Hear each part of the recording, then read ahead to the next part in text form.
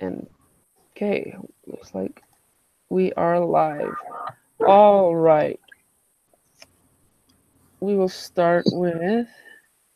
All right. Can somebody explain to me what the three diversity paradigms described in Making Differences Matter? Can somebody tell me what those were?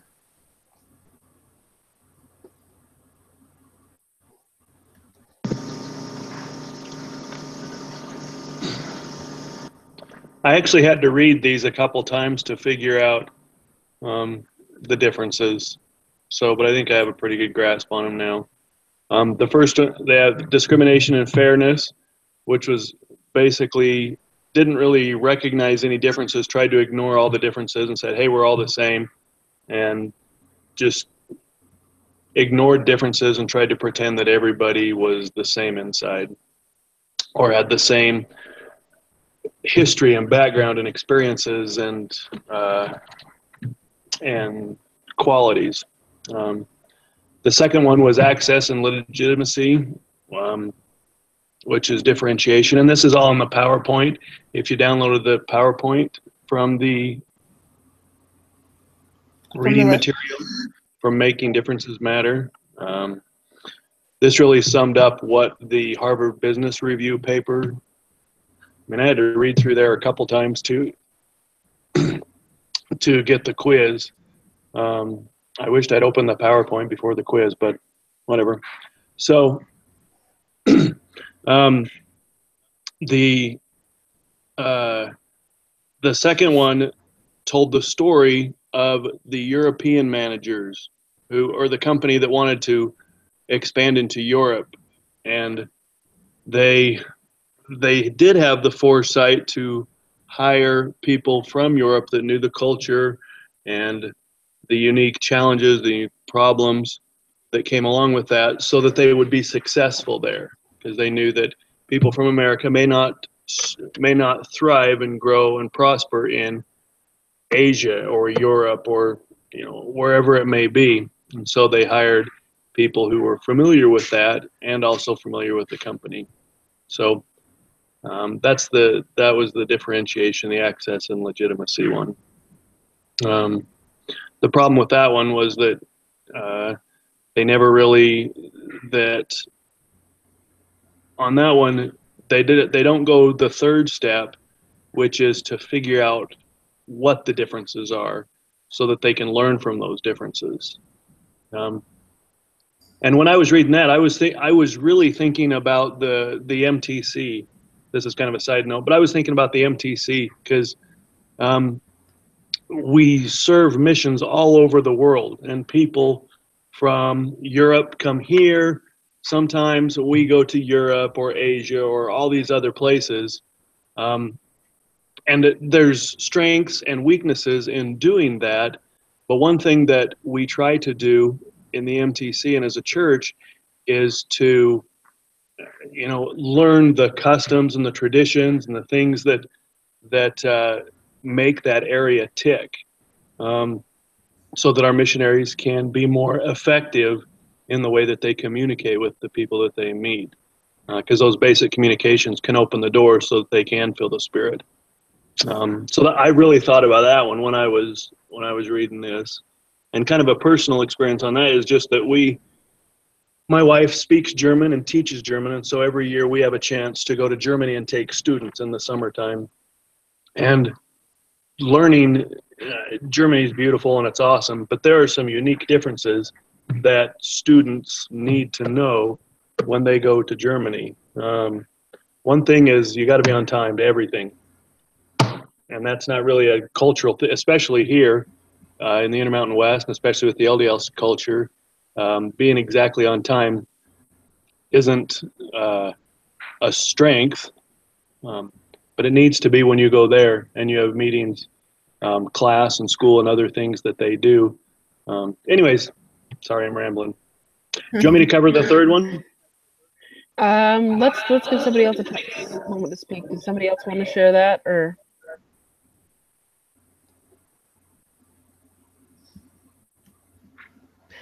All right. If nobody else wants to, go ahead, Chad. I could do it. Oh, here we go. Who's that? So the third one was integration, and like the quote I had with it was, "We're all on the same team with our differences, not despite them." And basically, it was um, using the differences and the different cultures and backgrounds and what different people bring to the company, and using them to benefit the company, not just to put them in a niche or to um, use it that way, but to really better the company as a whole and change their culture. Perfect. Chad shared a little bit of an experience he had, but does anybody else want to give an example of an organization you have observed or worked for that shows some aspect of the paradigm you choose to share about?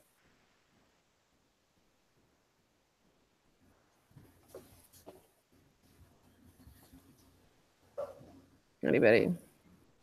I couldn't think of an exact example myself, but looks like Well, Susan had a lot of times when I was working in banking, they kind of have that same mentality. They feel like we're all on the same team despite our differences, and those differences that we can have can help build the team.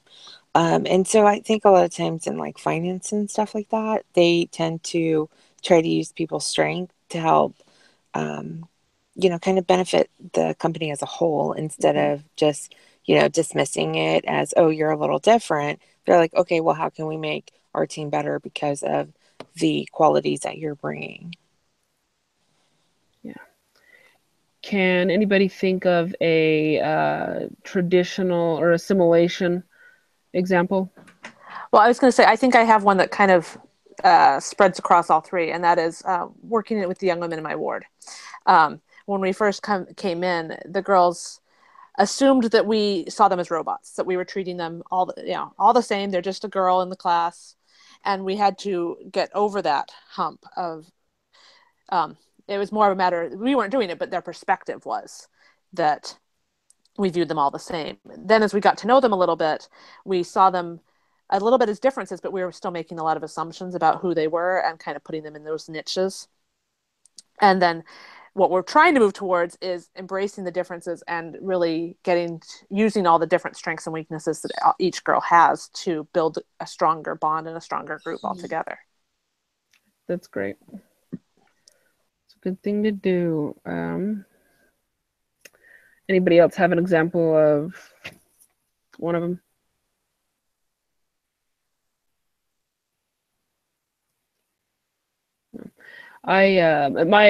At my work, actually, this is kind of a interesting story to be dealing with right now.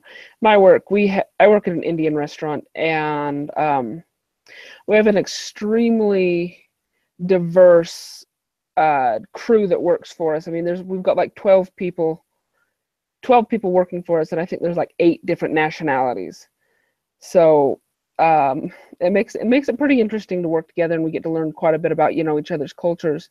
Some of them were actually born in different countries. Others were born and raised here. But we've got a customer right now harassing us, calling us.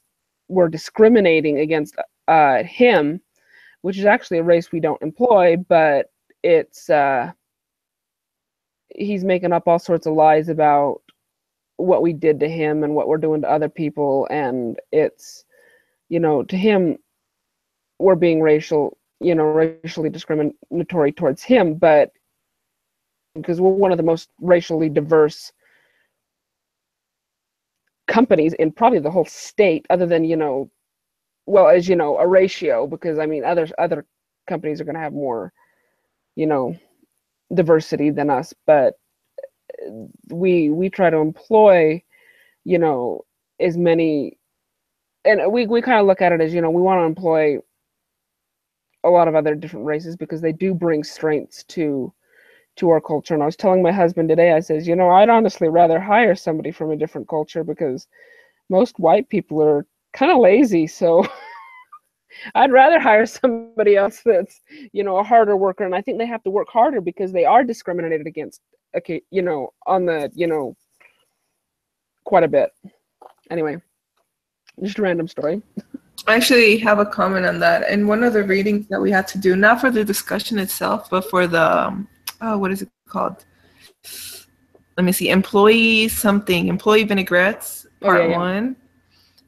It talked about this Cambodian guy that he was doing the work of a level 11 employee, but he was being paid a level 9 employee because he couldn't convince them that he understood the language enough for him to deserve that raise, and that people would just kind of grab his application within the company and just kind of throw it away right away as soon as they got in, like just throw it or not consider him. And they would keep on promising him the promotion, but they would never actually follow through.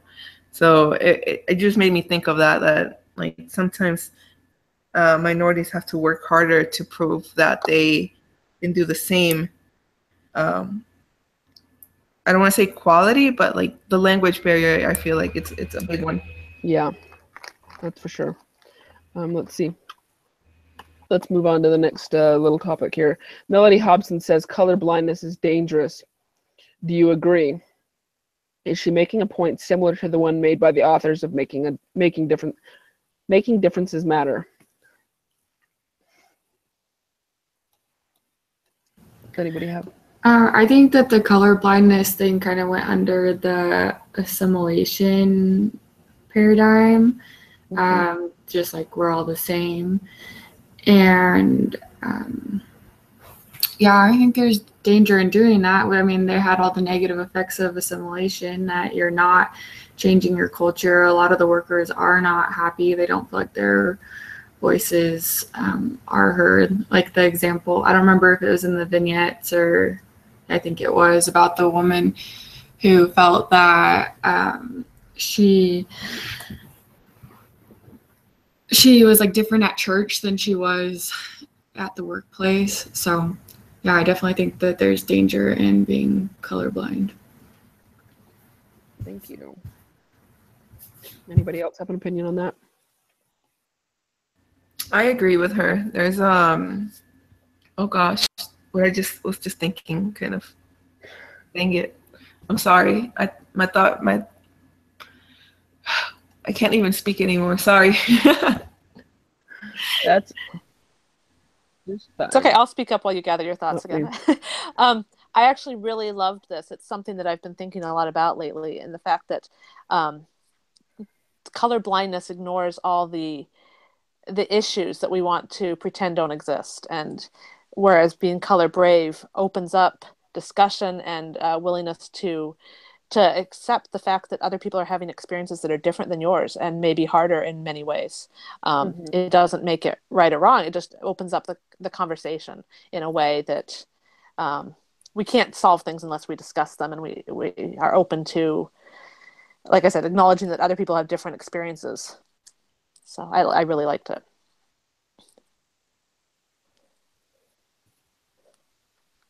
All right.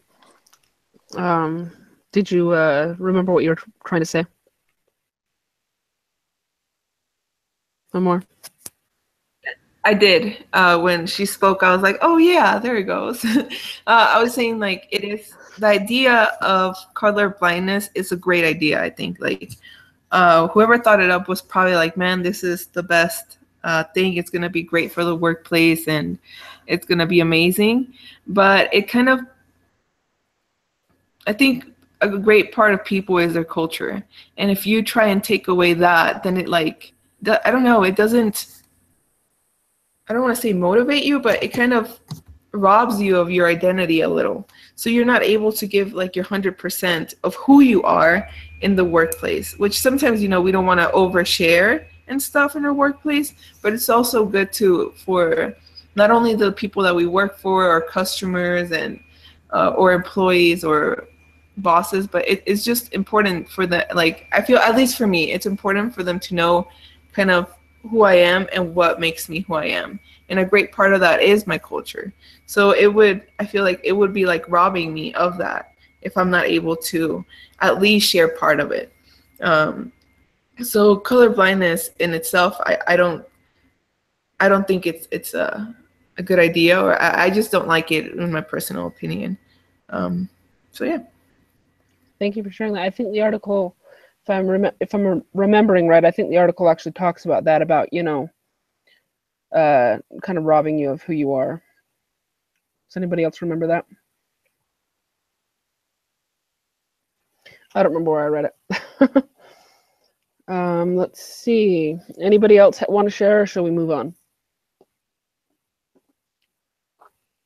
No. Okay.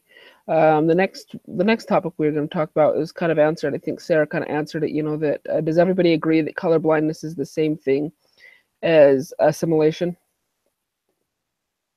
Yes. Yes. Okay. I agree.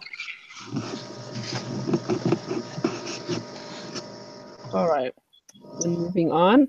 Why do the authors of Making Differences Matter believe that integration, learning, and effectiveness paradigm is the best approach to diversity in the workplace?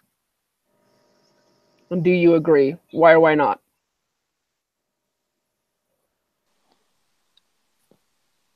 Well, it uses everybody's own strengths. Like Amor was saying, your culture and your history have made you who you are, so it helps shape your perspective and the way you tackle different problems. And so, if you're willing to accept that and even encourage people to discuss their backgrounds, their cultures, what they learned, all those different things, then you have a lot more solutions to your problems available. So I would agree that that is the best. The author listed, like, I think a couple reasons or whatever, but one of them was like that there's no like prominent race exactly, or like gender that will like rule over everybody else. It was saying it kind of eliminates all form of dominance. And then another one she listed was like secures organization trust, just because it people are able to have open conversations and deal with them a little bit better than in normal settings. So yeah, those were some of the things she said in her paper. All right. Anyone else? Okay, we will move on. Okay, we're moving on to the little video we watched about color bravery. What does Hobson mean about color brave, and what do you think color braveness would look like in the workplace?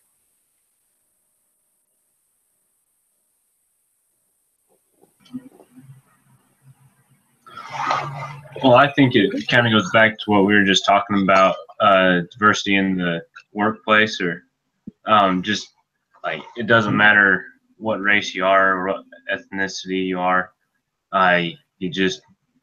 You're there for the purpose of the company or the cooperation you're a part of, and so you're just being who you are, and you get the job done no matter what. Mm-hmm. You think? Oh, go ahead. Somebody's talking. Well, the brave part of this is, I think, a willingness of all people to openly acknowledge their individual quirks or stereotypes or whatever you want to say.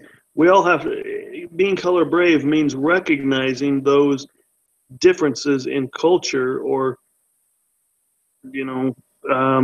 just the way we were raised and the way we look at things, recognize them, and then be able to use those to our advantage, not to pigeonhole each other because of those, but to use those differences to our advantage. Mm-hmm. And that's the brave part, as I think about this whole thing. I mean, you got to recognize those differences and be brave enough to point out those differences, and then see how you can use them in your organization to make the organization better, and not be offended by those differences. Yes, I agree with that. Do you guys think that this is similar to the integration paradigm, or do you think she's talking about something completely different? I think they're similar. I think that there's two ways that you're being brave when you're fully embracing that integration paradigm, and that is that you're owning or acknowledging, like Chad was saying, your own assumptions and your own issues. When you acknowledge that and you put that out there, that I realize that this is how I see things, and I need to change, and I need to be different. But also, you need to be brave to actively seek out people who are different. We as humans naturally find people who are very similar to us and want to work and hang out and socialize with those who are similar and think the same things and have the same background and history. But if you're seeking out, invite people into your life who are different than you are, I think that would be a very brave thing. And I think integration requires both of those brave acts. Mm-hmm. Yes. I think you're right on with that. Anybody else? Sarah, Susan?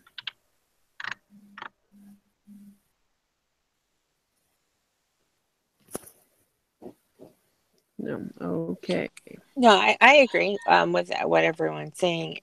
It's important to, have those differences to kind of, be, it's like you were saying, it's not everyone who can, fit into that little box that we're trying to fit in, because a lot of the problems, you need other people who can offer things that you may not have.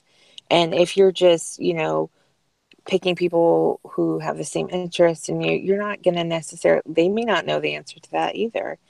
And so when you open yourself up a little bit, and even within companies, then, you can get those other, experiences and have that diversity that can kind of move you forward instead of just kind of staying in the same spot. I think it's necessary to have that. And I think that diversity goes beyond just like the color blindness or color brave. I think it also has to do with age and just like other factors that bring diversity. Yeah.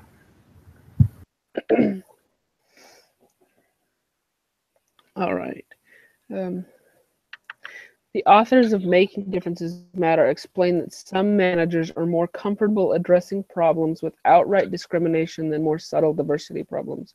It was talked about on page 6. Have you been in a team, group, or organization where one person's ideas or approach to doing work was hard for the rest of the group to understand because of the difference in background, experience, gender, race, or other something else?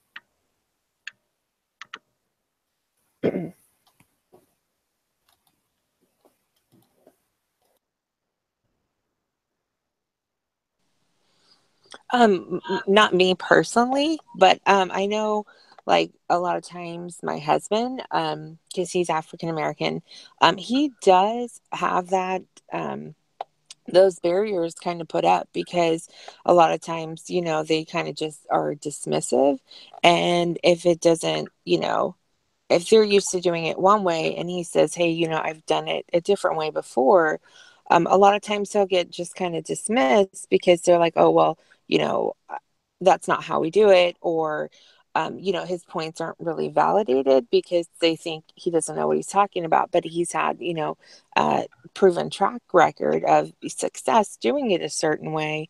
And a lot of times if they're stuck in that norm and they just don't want to validate them, and they wonder why they're constantly in the same situation. But I think it's just for him, he does pull a lot of his experience from like the military and past management, but a lot of times they disregard it as, because he's not one of the boys, if you know what I mean. And it's frustrating. And I think they need to change that, because a lot of times other people can offer opinions without having to, be the same. So I don't know if I'm rambling, but you know what I mean. I hope you know what I mean. But okay. Yeah. Sorry. Anybody else have an experience?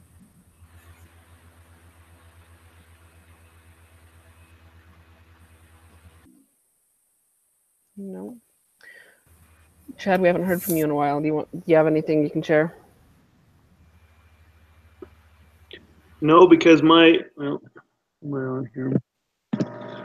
No, because my employment probably not because my employment history has been remarkably undiverse. So um, I'm probably here to learn about this issue more than uh, offer insight based on my history. Let's see. Well, I agreed a lot with what Susan said. Like, it's being a person of color, like, you do get slightly dismissed, like, and it's not like they outright are like, no, not you, or like your idea is dumb, or like they don't even think about your idea that you're presenting at the table, but they kind of like glaze over it a little. They're kind of like, oh yeah, and then like move on and don't even really give it a second thought per se. And it's sometimes it's like they don't really consider it. Not because it could be that you're not from color, but it could also be that it has to do more with they don't, in their eyes, they respect you enough to consider your idea meaningful, or even like because like Susan said, sometimes they have their own set ways and they don't like to think that there could be a different way of approaching things. And there's times, actually, now that I think about it, there was times that I've done things at the workplace a different way, because I hate to say this, but I'm like a lazy but efficient worker, because we have to keep on going back and forth between like not the warehouse, but where we had our equipment, and it slows you down between customers. So I was just like, this is crazy. I'm not gonna keep going back and forth. So I grabbed myself a little cart that was near me, and I stocked up like in each little item that I had to keep going back and forth. I grabbed like 10 of each item, and as I was setting up the machines that I needed to, I just kept dragging the little cart with me instead of having to go back and forth. And then like the other employees were like, oh, this is great. This is a great idea. But when our lead person or management or whatever came over, they were like, oh, that's not how we do things. You have to do it how we traditionally do it. But then I was like, but it slows us down as a group together, or as individuals, slows us down. But they were like, yeah, but that's not how we do it. So they just kind of like took away my little cart, and I had to go back to going back and forth. So it's just stuff like that. I was like, why? It just makes it harder on us and on you, because they keep on pressuring us to go faster, but we can't go faster. We have to cut that time between going back and forth. So I don't know. Just remembered that. That reminds me of a story, that I manage a restaurant. My old manager, she was very old school. She did things, a longer way, because that's how, they did it when she was, back in the day when she was in her prime or whatever. They did things a certain way. And so when she quit for a while, we started to change things to work a little bit more efficiently and just do things, at least in our opinion, it was more efficient. And it was because the group of people we had working there, it worked a little bit better for them that way, because we all kind of developed the ideas together. But when she came back to kind of sub for somebody else, and she got really upset that we had changed all the ways we had done things, because she thought that we are, not, we were kind of just, oh, we are trying to get rid of her. We are trying to get rid of all our ideas. Her ideas were stupid. That's the way she felt. We looked at them, and we says, well, no, that's not the way we looked at them. This way's easier for us, and you can continue to do the things you want to do the way you do, because it works like that. We can integrate more than one idea into this, but this is the way it works for us. We're going to continue to do it this way, and don't feel offended. So it was just hard for her to understand that, there's other ways to do things, not just your way. Let's see. Anybody else have anything to share? No? Okay, Just as a go ahead. just as a parent, not in the workplace, but just at home, when we try to get our kids to, this is something we struggle with, and uh, when you want your kids to do a job and you have a set way you want to do it, it's tough to let them do it. You know, the whole story that it's easier to do the job yourself than to try to get your kids to do it. But it's the same principle as letting your kids figure out a way to finish the job their own way, even if it's not the way that you would want to do. That as a manager, you know, as a boss, that takes some humility and some patience to understand that there may be a different way to do this and allow them to put forth that idea and make it work. And if it works, then have the humility to implement that. Yeah. Yeah, I agree. I think it's where, you know, that loss of control that we're not, you know, we don't deal well with. And so I think, like you were saying with parenting, I think that is right in the workplace where a lot of times, you know, it's not in our control. So sometimes we try to control it even more. So I love that. And I think a lot of times too, when we do let, say, like our children or the employees try to figure out a way, then oftentimes it is a little bit more efficient, like with the carts. I mean, now they may have thought that, you know, that's not the way we do it, or you're kind of being lazy. But I look at it as, you know, one, you're saving the company time by getting it done faster. And therefore you are being more efficient. So even though they see it as, oh, you know, oh, you must be lazy because you don't want to keep walking back and forth. No, I'm saving you time and I'm saving you money. So I think we need to look at our perceptive and how we see things and maybe look at the bigger picture instead of just focusing on like very minimal stuff. I think we would be able to get a lot further just, you know, in the whole scope of things if we did that. Yeah, that's one of the things that my boss is really good about is that, I mean, to start off, he does the same thing we do. He doesn't expect us to do anything that he wouldn't do. But when we're at work and we start getting busy, he asks us, well, what do you want to do? Do you think there's a better idea for this? And he tries to, you know, we get together and we have meetings every once in a while. We'll all go to lunch and he'll talk about, you know, problems we have, and he'll ask for our solutions and how we think, you know, we can best solve them, because he values our opinion because we might be able to see something differently. He can because of our experiences. So anyway, all right, we'll move on. What could have been done in the situation to gain from the diversity of the group?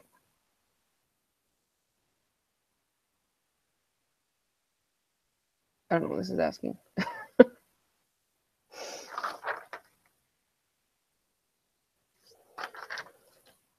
That's the question. Let's see. What can we make of this, guys? What could have been done in that situation? That's just talking about the last question, I guess.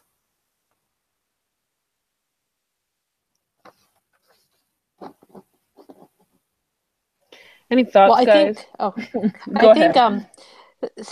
Susan, I think, had it with control, and Chad was mentioning humility. I think those two qualities really would help in any of these situations where people are being discounted, because we like to base our own identity and our success and accomplishments on so much that we shouldn't be basing it on, that if we can be humble instead and let go of some of that control and let other people, you know, use their agency and like you said, make things more efficient and better, then that would be a definite improvement. Either that, I feel like, or even making the workers feel a little bit more validated. Like their opinions do matter, and that they actually put some thought into what they are presenting to the table instead of just dismissing it right away. So just think making the people that you work with or the people that you work, yeah, just everybody kind of feel validated. It's really important because it motivates people to try and work harder as well.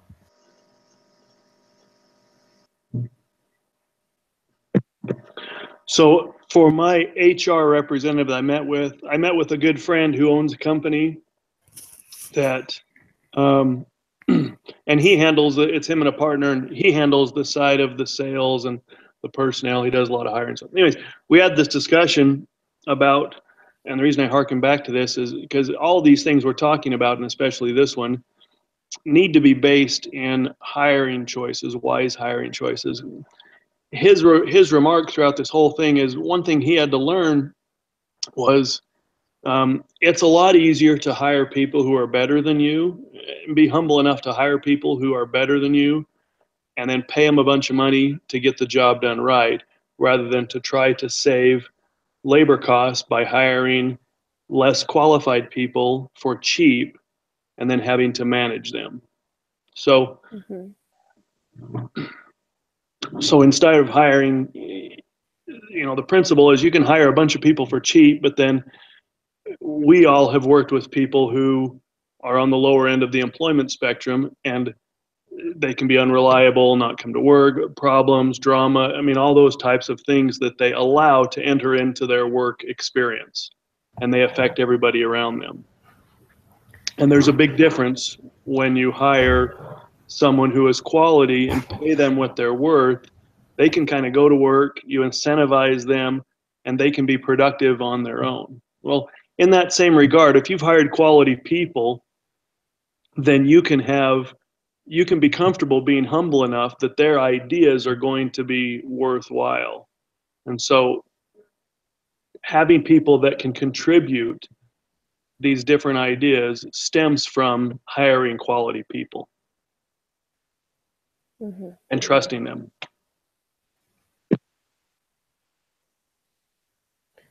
Mike or Sarah, do you have anything to share? Well, I guess kind of along the same lines, the HR person I was talking to was talking about how they would rather hire, it's easier to keep people than to have to hire new again and go through that process. So doing things in their company that promote diversity and doing things like he had mentioned, like health and wellness. I know it's probably a different section, but just kind of like what everyone's saying, to go for the integration paradigm, so that way you can keep people happy and help your company in the long run as well.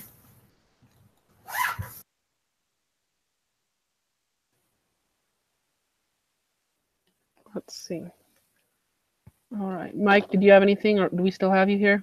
Yeah, actually, I was going to mention, after Sarah was talking about having integration and diversity within a company, I worked for the church farms this summer on an internship up in Washington, and the majority of the workers that I worked with were Latinos, Mexicans from I can't remember which part of Mexico now, but they're majority of them, like 90% of them, were from the exact same place. They kind of knew each other, knew each other's families or whatnot. But just going back to what Sarah had mentioned, like the company didn't want to have to lay off people because they have to go through the process again of training them, getting people up to speed on how they work around there. And like within a ranching or farming community or operation, there's certain things in certain ways that you do things, but I noticed with this company that they love the diversity. They love how people are able to motivate each other and come up with new ideas to make things more efficient. Like kind of an ag tech is what they call him. He goes around and makes sure all the chemical and fertilizer barrels are all filled, and he's watching the water, making sure all the fertilizer gets on the field the right amount for the number of acres. And so they trust. It's just a business, an operation willing to trust somebody to work and do the job right. It was really cool to just see the diversity in that company that I worked for. But yeah, anyway, just a little side note for you. Thank you for sharing. Let's see. Anybody else wanted to add anything after Mike was done?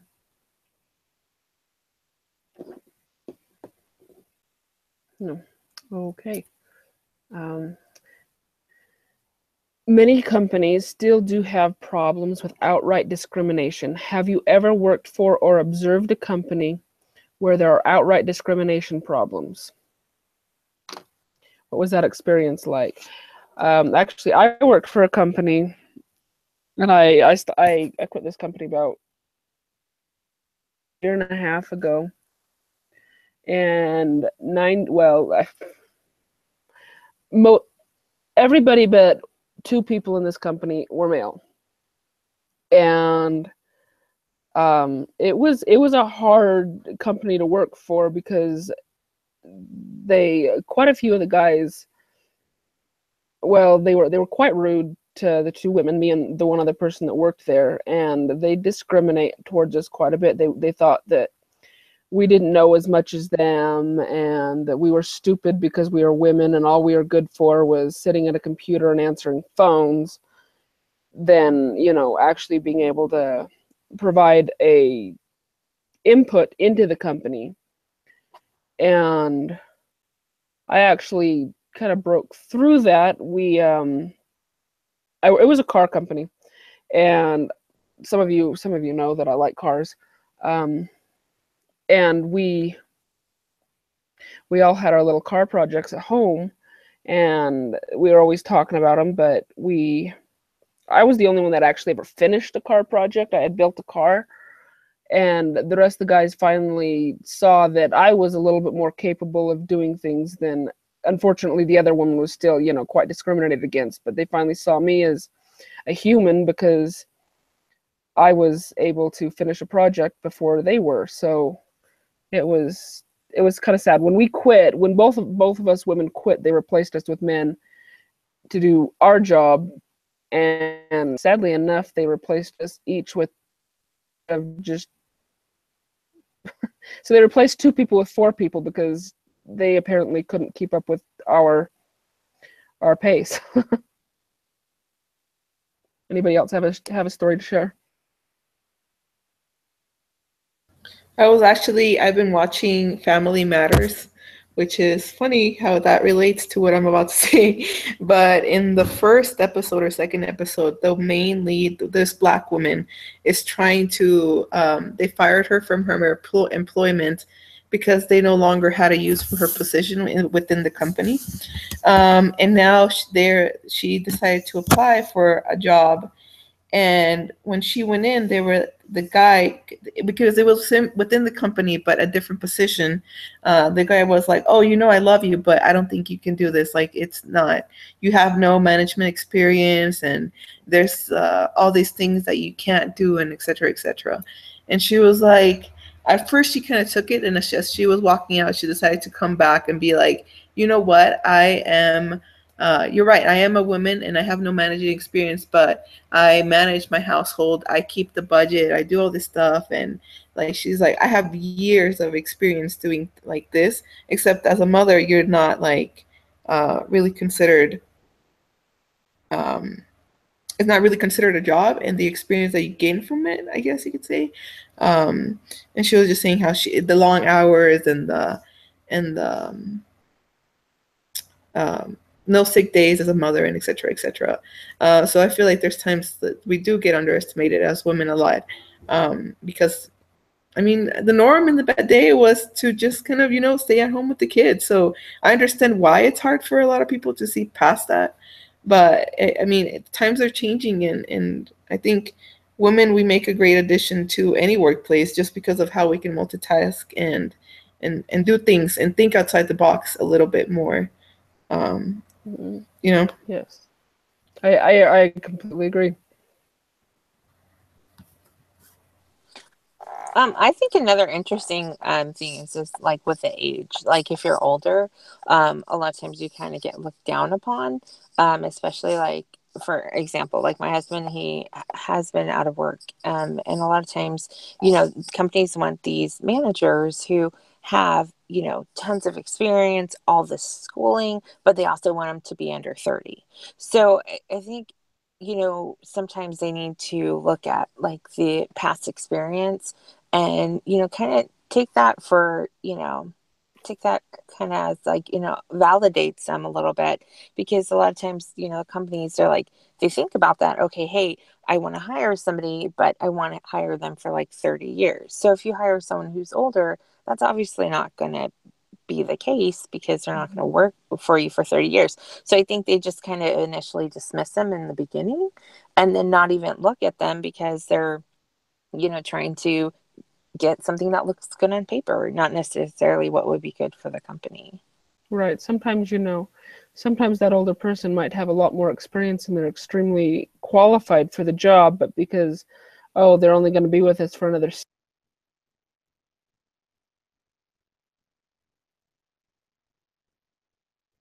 Got muted. Where'd we go? Anyway, I don't know where we got left off. Just because they're more qualified, they've only got 7 years with the company, then do we really want to hire them? Let's see.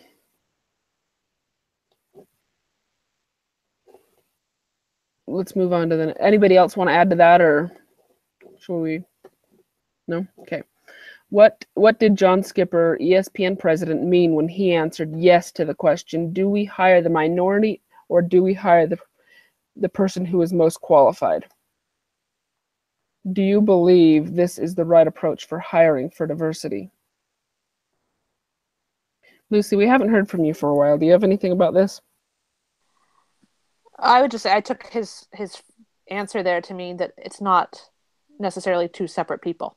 That you need to look at the person who is diversity, has that diversity background, and see they might be the more qualified, especially if you look at it with a different perspective. If you're looking at it from what they can bring to your company, not just if you see them as an expert or somebody you can get along with. Excuse me. So I think it's just important to look at it from a different way and to hire people based on other factors than traditionally. Yeah, that's how I looked at it. I didn't look at it as two separate people. Totally can be the same person. All right, let's move on from this since we're kind of dragging on and on.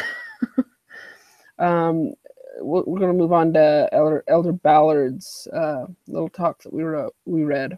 Elder Ballard describes a church council. Does the ward council he described follow the integration paradigm, and why?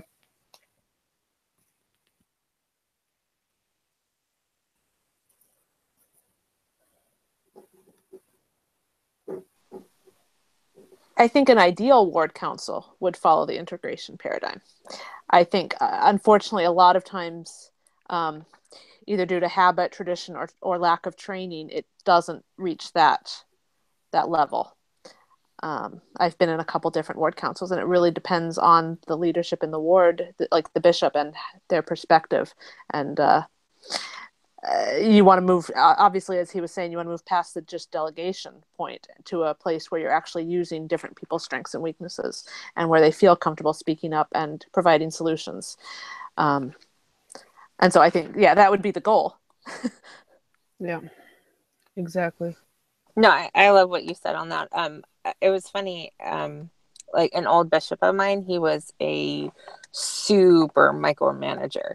And, a lot of times when they change, one, like the bishopric, it kind of trickles down into the different auxiliaries. And it was interesting, the people that were put into the presidency roles all were super micromanagers.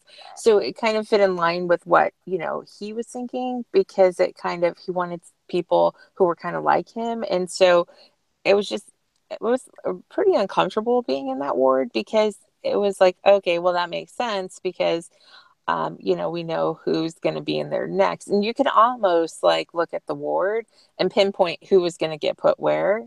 And it was just, I don't know, it was kind of frustrating, but I figured, after a while, you just kind of like, okay, well, you just deal with it. But I definitely think it could be a little bit more diverse than it is. Mm-hmm. What are the advantages to a bishop of counseling with president, Relief Society president, primary president, and others?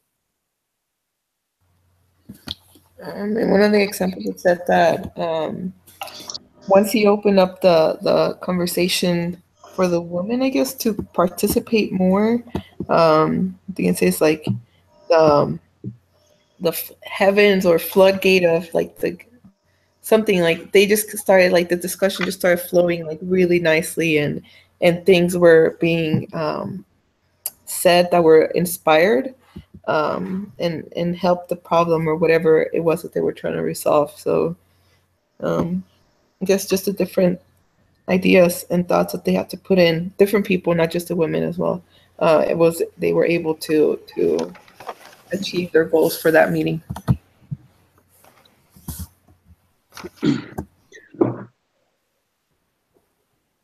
Well, she shared the story about the cart, and it worked better for them and doing their job using the cart in the warehouse.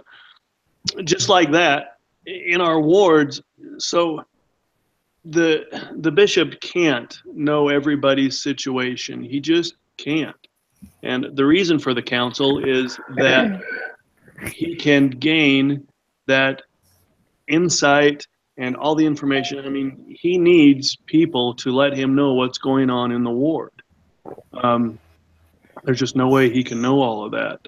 So it is so vitally important to be able to hear what's going on and listen from everybody to see what needs to be done, what can we do better, who needs to be helped, in what ways can we reach other people. I mean, it's so vitally important for the bishop and everybody to listen to. I mean, same with Relief Society. I mean, the Relief Society can listen to what's going on with different auxiliaries and vice versa. I mean, we all learn about the different areas of the ward so that we can serve each other and know what needs need to be met.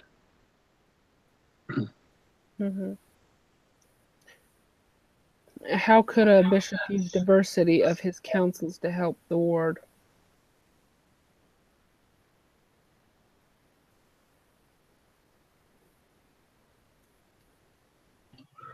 Will you repeat the question? How could a bishop use the diversity of his councils to help the ward?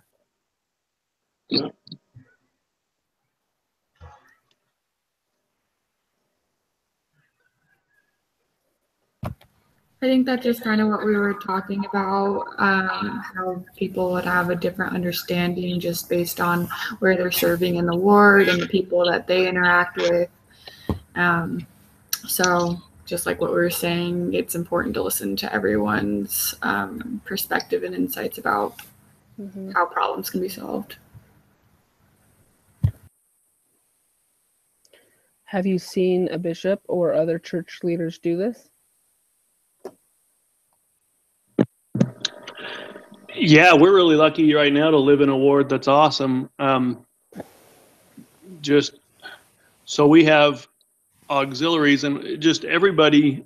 I mean, we're on big group lists, and an example was last weekend when a guy who's, I don't think he's a member of record or anything, but anyways, an old guy that was moving out of the ward, and a bunch of us know him, but the bishop and those in that circle don't know him. But we knew he was moving out of his house into a condo, and I mean, we're able to report to the bishop. The bishop sends out a text, and a ton of people show up on Saturday morning, and we get him loaded. We get the truck loaded up within about 25 minutes or so, and the bishop would have never known about that opportunity to serve. I mean, and that's this guy's wife, Shirley. She's so overwhelmed, so grateful that people have come and helped, because she's, she doesn't know how she's going to get it all done. And I mean, we just had them loaded and out the door quickly, and it was a huge impression on her.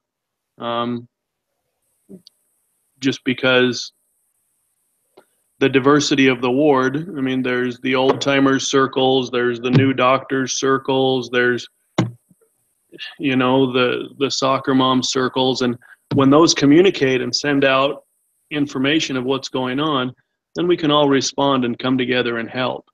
And without that, without reaching out to those other circles, you would have never known that those things were going on. So it's so important to communicate. Oh, yeah. I was just going to say that church-wide, I was really excited. Was it like a year or maybe a handful of years ago at this point? I lose track as time moves faster. But when they put some of the auxiliary presidency leaders onto the different general councils of the church, like the missionary council or the family, all those different ones, where they now have the women's voices included with that, as opposed to like when the family proclamation came out, where the women in charge of the different general presidencies didn't hear about it until it was announced. And I think what a loss that could have been. Not that it would have been different, but you never know what could have been brought up or added or done differently. And so I was just really glad to see that at least it's slowly improving, that we're getting some more voices on some of these councils. Even though the leaders are inspired, they still want to have those different perspectives and those different ways of seeing things and solutions. Yeah. That's great. Thank you. Anyone else?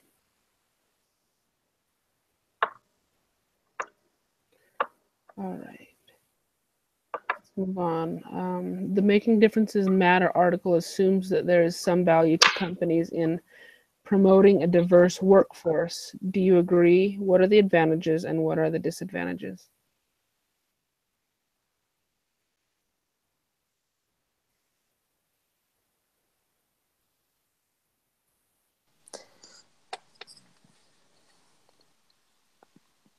Oh, I was going to let you go. I can see that we're all kind of flagging. I feel like we're saying the same sort of things, but I guess it is good to see it from different angles. I think promoting people who have different perspectives can definitely help in planning and in company-wide policies and things like that. Whereas if they're all, like in the doohickeys problem, where they're all like 90% white men and they're all buddies with each other, it doesn't lead to questioning. It doesn't lead to efficiency. It's all yes men at that point, we would assume. So there you go. Yep, thank you. I think when companies, if they want to be diverse, I think it's best done when they feel like it could provide insight to the company itself. But sometimes I think, especially with like the taxes and stuff like that, a lot of times, they feel like, oh, we're a minority-based company. But a lot of times they necessarily hire them just for their status so they can kind of write them off on their taxes and get like additional funding and resources because, they're such a diverse company. But in a sense, are they really? Because they're not really validating, each person's insights. They're just kind of doing it just to like check that box. Like, hey, I hired 10 vets, but are they going to help your company grow and be where they should be? And are you hiring them for the right reason? So I think sometimes they just look at, what can I gain by hiring this person? But I think it can also be monetary reasons for, as like I said, for taxes and, a write-off and, stuff like that. Yeah. What approach would you take to diversity as a manager?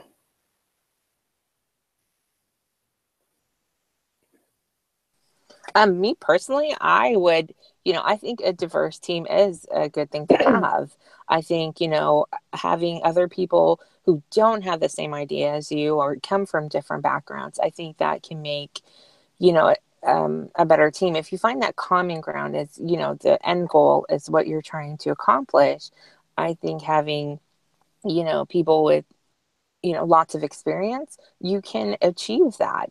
And, as long as you're on the same page of where you want to end up, looking at the whole picture, I think that would be a good thing for the company to have. Sarah? What do you think? I would hope I would be follow the integration paradigm. I think this lesson's been good to see. I mean, I grew up in a minority majority school in Seattle, and so I've never really had any, like, I just always thought that everyone's ideas and different races and religions and color and everything was normal. So it's kind of interesting to see all these things in the media and that says differently. So, Right. Mike, how about you? As a manager, I'd like to make sure that there's plenty of diversity. I grew up on a cattle farm operation, and so it's a family operation, and it's not quite like the doohickeys where we're all just buddy buddy, but I mean we're family.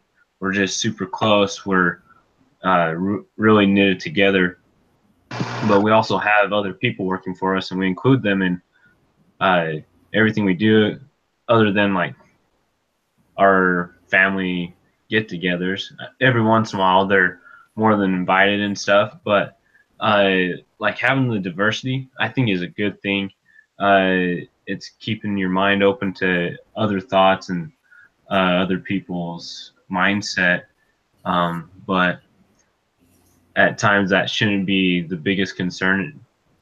Uh, just getting the job done is probably the biggest concern that I have. And if it's like Lala was saying, getting that extra cart to tote around the other stuff so you're not going back and forth, all the merrier. That's awesome. Like, make it cost efficient. That's good. So I think just agreeing with everyone, like, diversity is a pretty big deal, and it's sometimes well needed for sure. How about you, Lucy? Well, just as a manager, I would hope that I would, like Sarah was saying, I'd hope I would pull in all the different viewpoints. I think it's important to realize that looking different is a good place to start, but looking at seeing how people are thinking and approaching problems and the actual experiences they've had is more powerful than just how they look. So that's a baseline, but not necessarily where we want to end up judging our results. More? How about you? Well, but the question was like us as people hiring, right? Yeah. What approach would you take to diversity as a manager? I think one of the hardest things is put aside our own prejudice against different. I was gonna say religions. I mean, different ethnic groups and stuff. I think So I think religion's one is in there too. it's a different one.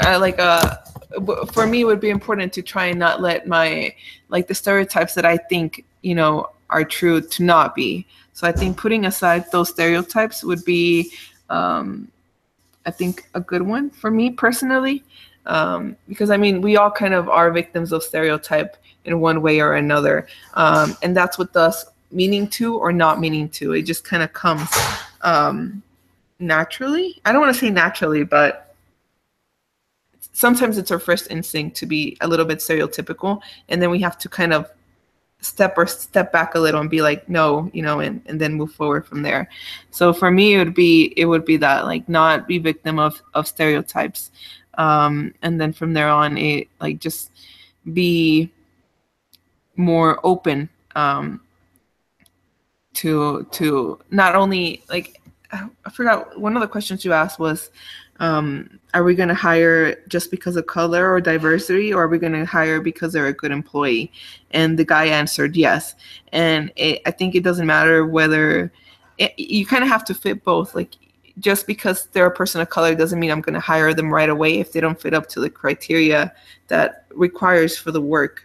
But I'm also not just going to dismiss them just because of their ethnicity.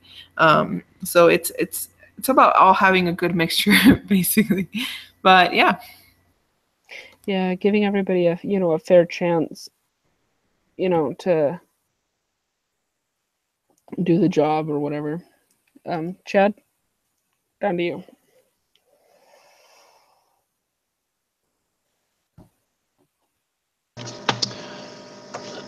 So I struggle, and as I think of this in my future here, I struggle understand or so I agree with everything that's been said, and then I think to my future and my past, and think, okay, so around here, so I live in southeastern Idaho, just south of Ricks College, so diversity here isn't very big as far as population. Um, and so as I think to hiring, I mean, am I going to, as I look towards doing this, you know, do I hire minorities or do I hire the best? If the answer is yes, I mean, how do I do that and cover both of those questions when minorities are such a minority in this area? You know, how do I, so those are the thoughts I have in my mind.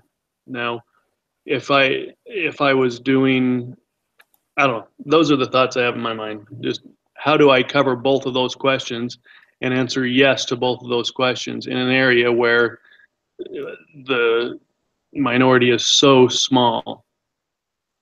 Mm-hmm. All right. So I'm open All for right, suggestions.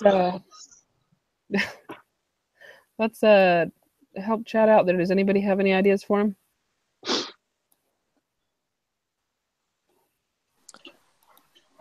I actually live here in Rexburg because I go to on campus. So I understand what Chad means, because minorities here are really, really, like, there's not a lot. So I understand his dilemma. The only thing I would say, if it's somebody, just you, like, when they apply or something, just try and like view them the same. Like, don't, it's nothing special. Not just because like a minority is applying, you should be like, yes, hired immediately. You should like put them up to par to the standards that you have for the work that you're trying to do. But also be understanding that there might be a slight cultural difference. So a lot of things at times, I'm just saying, just be straightforward with what you want or your expectations, because there's a lot of times that there will be a misunderstanding if you don't come across with that. So yeah, that's all I could really say, because it's not like you're gonna put in an ad saying only minorities apply for this job or something. You can't really do Right. that, you know. So just kind of be as fair as possible and understanding that there is going to be difference, and there is going to be that you do have to be a little bit clear with what you want and what is expected and stuff, you know. Yeah. And I would just add that if you're not getting a lot of minority applications, because I understand what you're saying about the population in general, maybe think about why that is. Maybe think about what you can do differently to raise the number of applications from minorities, if there's anything that you could change there.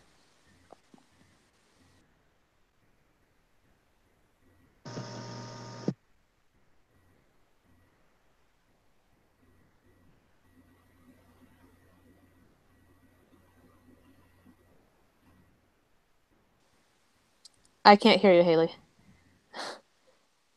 I don't know if it's me or you. How's that? Oh, now I can hear you.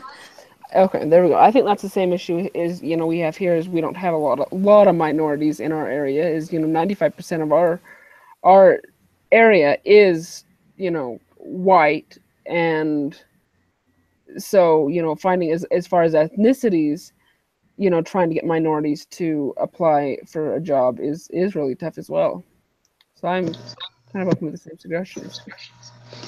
Now, this conversation has been focused solely on race, but this, you know, in skin color, this conversation or this idea can also be taken into cultures and backgrounds and orientations, and I don't know if that's going to be covered in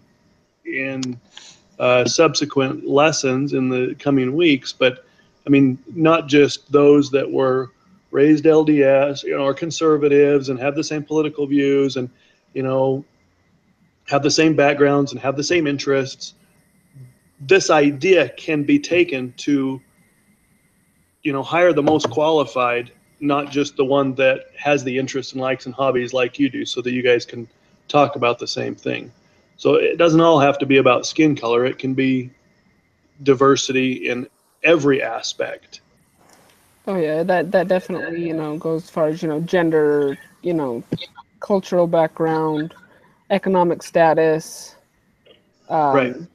and everything. So, and as well as, a good portion of, the town I live in is quite off economically and, um, very educated. So I think that's, another thing we have in this area is we struggle with that. All right, let's shift gears unless somebody else has anything else to share. We need to run over and look at our doohickeys case, and if everyone can log on to the Google Docs page we have going and just see what we can. Somebody's already ahead of me. Lucy, you probably typed half of that, haven't you? All right, let's see what solutions we can come up with for equal opportunities laws and diversity, and what the issues are, if we all agree with what's going on here. So this is what I typed. I typed these problems in here. The CEO acts alone. He hires his friends, and then as far as the managers go in the warehouse, they just do whatever they want to hire. There's nothing unified. There's no hiring policies or structure in place. So does anybody have anything to add to that? I think that looks good. In fact, I would merge the hires, friends, and acquaintances, and there's no unified methods into one problem and call that our problem for the week. Yeah. Okay. What solutions do you guys have for this?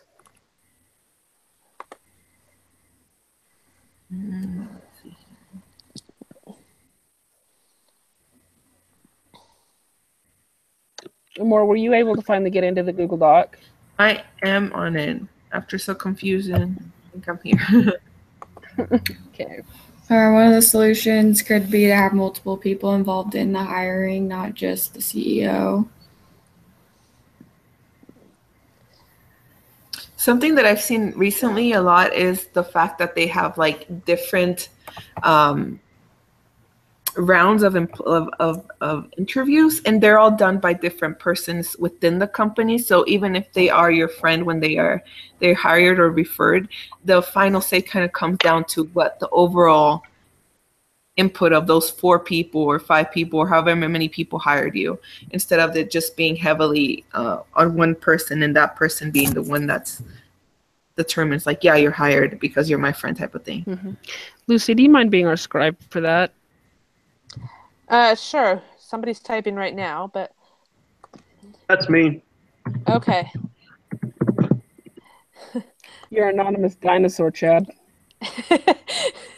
What a great title. So just somebody had typed, but multiple people involved in I was process. just called old. Not by us, just by the computer. Oh, yes. I will get there.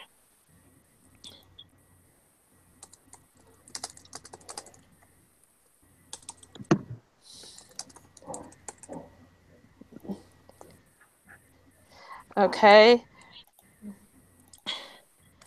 Oops.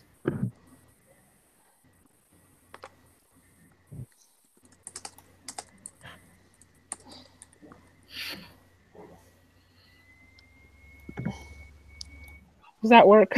Yep. Yes. Sorry, We're there. I didn't mean to move your stuff around. I was just trying to make it all uniform. Okay, what other solutions do we have? Let's see here.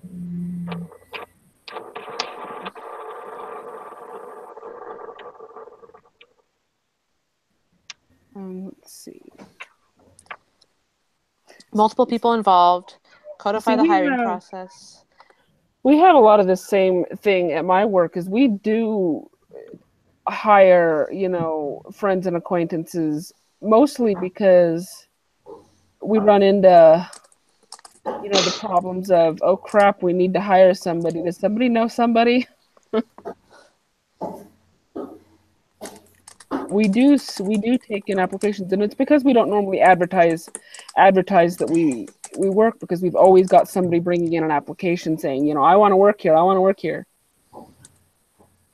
Well, in these days, if anybody has been looking for a job recently, Susan, I think she spoke to this a little bit, but increasingly it's more difficult to even get past the front lines to get interviewed, to be considered for employment, because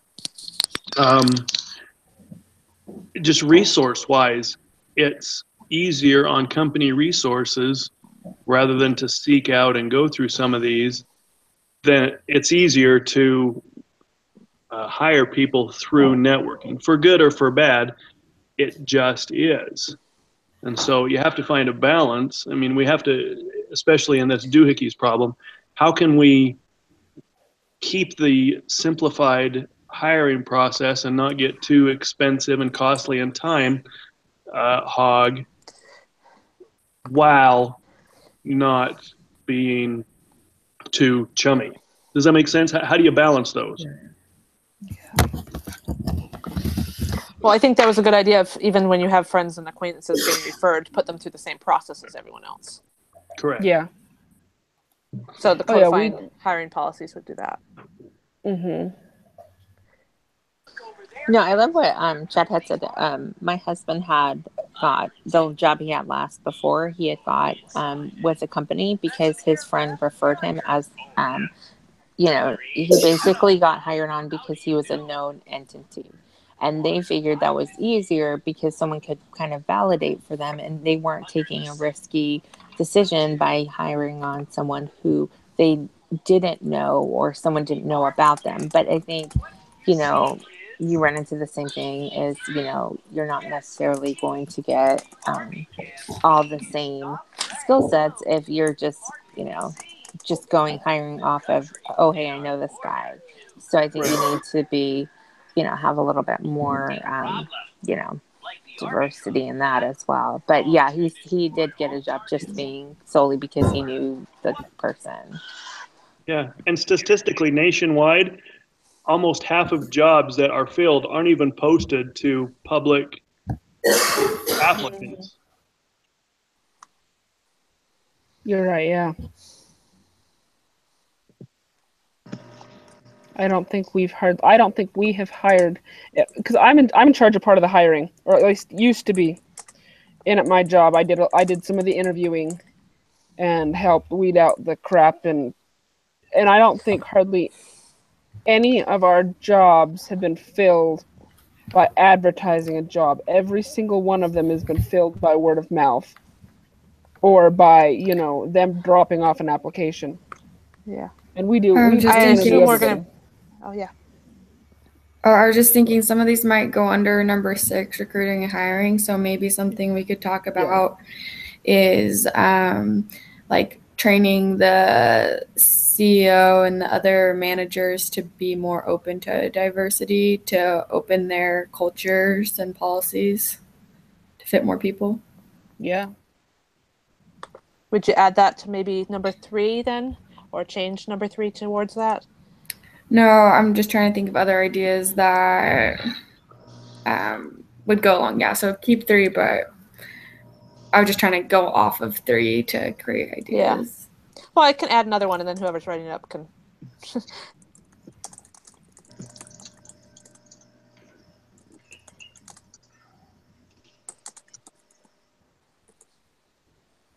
Okay. Yeah, because I was just going to say, I think some of these will go under number 6, but we don't know yet until we get there and read those weeks' stuff. All right.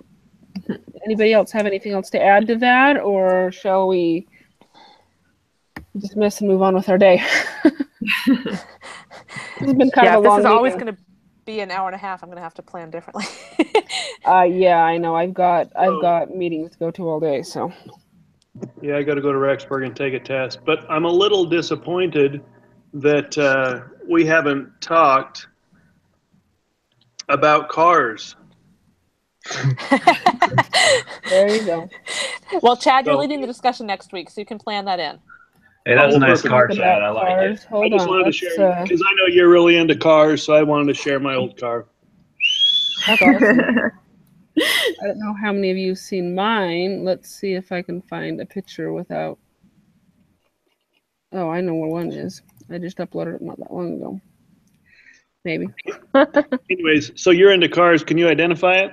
And you worked for a car company.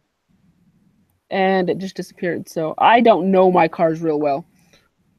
Oh, the shit. I have, and if it's not a Chevy, then Okay. Oh, mine's a '66 Oldsmobile Cutlass.